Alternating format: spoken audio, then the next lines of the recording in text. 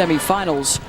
And it's like baseball. You want to be hitting above 300. If you're above 400 and Joe DiMaggio and Ted Williams territory, you're having a great night. And the reverse is opponent's hitting percentage. A team like Texas is holding its opponent to 150. Half that good average you were talking about. So there's the opposite side of the coin. When you serve tough, block well, play good defense, you can hold teams down. Penn State, that we'll see in the other semifinal, opponent's hitting percentage 105. Penn State undefeated against Hawaii in our second national semifinal, coming up about 9:30 Eastern on ESPN2. And if you have not seen the Nittany Lions yet, stick around. They have won 100 matches in a row. And they are trying to win a third straight championship, which has not happened in the 3 decades of NCAA women's volleyball. Destinee Hooker for the Longhorns. Dug up by that Minnesota defense. And they'll get the point. The first swing that Cowles took in that rally, it's like she was hitting up. She's hitting against 6'3" and about 6'5", but she still figures out a way to get it around that block. Nicely done by the 5'10", number 3 for Minnesota, Cowles. And a lot of Minnesota pride in this team as well. She is one of 7 Golden Gophers from Minnesota on the roster. We just saw the hit out error, the bad kind of mistake from Destinee Hooker. Again, much rather you have, a coach would much rather she gets blocked than hits clean out of bounds. No chance of blocking that one from Destinee. Kill number 8. And that's a good adjustment by her opponents. Are now taking more angle, leaving her line. She's less comfortable hitting it. It's not her favorite shot, but good hitters have more than one good shot. They'll have 2 or 3. Destinee tells a good story from earlier in her career when the team was in the locker room and Jared Elliott, trying to prove a point about the goal would be to win a championship, asked the team, hey, anybody in here got a title? Forgetting that Hooker had one from her track and field days, and Destinee sheepishly raised her hand and said, yeah, coach, I've got one. And he was like, oh, gee. Oh, sorry, coach. But she actually likes it because they want that expectation. Yep. She wants everybody on her team to have one of those rings. And she said it would definitely feel different in a team environment because on the track and field side, it's essentially a singular effort, whereas this, you have to be part of the team and you have to feed off of each other's energy to do it. Which makes what she's done all the more impressive because every spring she's not doing what all the other players are doing, practicing and getting better, doing a lot of tutoring work and so forth. She's out doing her high jumping. Nice shot by Engel there at the net. Got to be ready for that if you're Minnesota. So not only does Hooker have to adjust sports, but she has to adjust mentality from individual to this team and trying to make her teammates better. And on the serve of Michelle Coker, the sophomore from Wheaton, Illinois.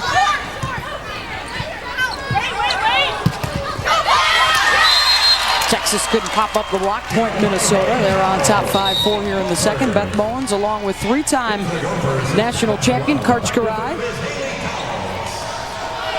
When Minnesota has to set number 3, who's now serving, Haley Cowles, that much, it means they're not passing that well. Their offense isn't going that well. They need more good serves like that and better passes when Texas is serving. The ace from Cowles. Just a remarkable story. On that Friday night in mid-October, she had 3 attempts and was a defensive specialist. And the next night, she had 34 attempts, moving from a defender to an attacker. Ooh, Minnesota thought they had that one down, started to celebrate. Gibmeyer sliding behind. The set outside to Coker. Got it! What defense we've seen by Kistner, especially when she plays in middle back, hitting the floor. You've talked about her nickname being Bruiser. Watch her hit the floor right there. You don't see that much in the way of dives from females, from women in the college game. It's much more a sprawl or a roll, but she's getting her body all the way around. Hooker pounds the ace. As the Texas seniors continue to lead the way with Hooker and Kistner and their setter slash right side, Ashley Engel. Another tough serve from Hooker. Doris is blocked. Engel swings with the left. And they'll get the point. Minnesota might want to think about pulling a fourth passer into the rotation, but apparently they don't feel Tabitha Love can help them out. It's very difficult right now if Hooker's teeing off on these serves to pass it with 3. That's 3 in a row from Hooker that have been killer serves. Setting up the Longhorns. Doris off the block for Texas. And only on the 3rd of those serves did Minnesota even get to play and use all 3 contacts. The first was an ace. The second was a pass back over the net. Still only 3 passers across your screen there for Minnesota. Hooker with the service error, point Minnesota. As Jarrett Elliott looks on. He and Hebert, by the way, the only coaches that have taken 2 programs to 2 national semis. Elliott did it at USC and now at Texas. Jared, I give him credit for trying to shake things up a little bit this year. After last year they fell short in the semis, they changed a lot in the offseason in their preparation for this year. Did not want to remain stagnant in an attempt to get farther this season. And one of the things they've worked on is just having a lot more routine so they have something to fall back on when the pressure and the stress really elevates, as it did last year in the semifinals with that 2-0 lead, and then they crumbled and lost to Stanford. 6 kills now for Ashley Engel, and another service error from Texas. Tied at 9 after the Longhorns took the opening set, 25-19. It's best 3 of 5 to move on to the final. Ashley Engel,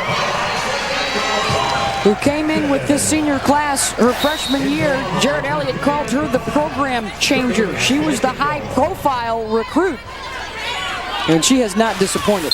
No, she hasn't, and that time she saw the Minnesota blocker Tabitha Love standing inside, leaving line, and Engel takes it. There's Love with the kill, the 6'6" freshman from Dauphin in Manitoba, Canada. Her entire hometown can fit inside the St. Pete Times Forum. And the word on the street is that Tabitha and her mother are the 2 tallest women in town and are easily recognizable.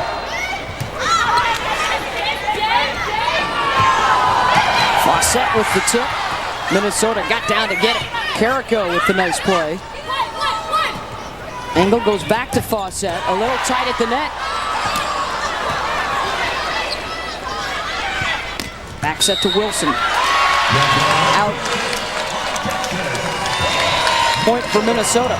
We were talking about Tabitha Love, the height that she has as a freshman, but Coach Hebert said she really struggled when she first got there. She was overwhelmed by the bigger city life there and by the level of competition, but slowly, surely, she has embraced a Terminator role for Minnesota to the point where she was very strong last weekend in the regionals. Again, they're going to need a lot. I think they want to get her the ball more than they've gotten her so far tonight. She was the regional most outstanding player, averaged over 5 kills a set, and she does not yet have 5 kills in the entire match tonight.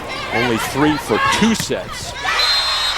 Right now, according to her average, she should have, from last weekend's average, she should probably have 7 or 8. But she is one of the reasons for their late season push as she got more comfortable. Hooker, the pass to Engel. Fawcett. You can see one of the things Minnesota is doing to try to slow Destinee Hooker down is serving her the ball, making her do more work on serve reception. Make the first contact and the third. Fawcett now with her 6th kill, the former national freshman of the year. And the service errors mounting here for Texas. That's the 3rd of this set. And again, we have good mistakes and less good mistakes. And when you serve it into the net, you're never going to get the point. But if you serve it over the net, it might hit somebody on the way out of bounds. They might let it go when they think it's out. So it's always better to try to make that serve clear the net. Coach Mike Hebert looking on now as Minnesota grabs the lead. Cowles blocked. And that one actually never made it over. A fourth contact whistled against the Golden Gophers.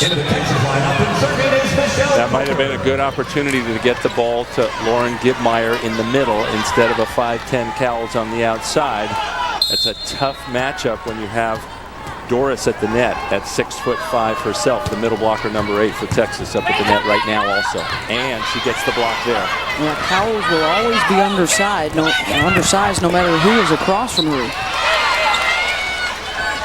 Hooker looking to angle. Dug up by Wilson. Here's Gibmeyer trying to blast it down the line and got it.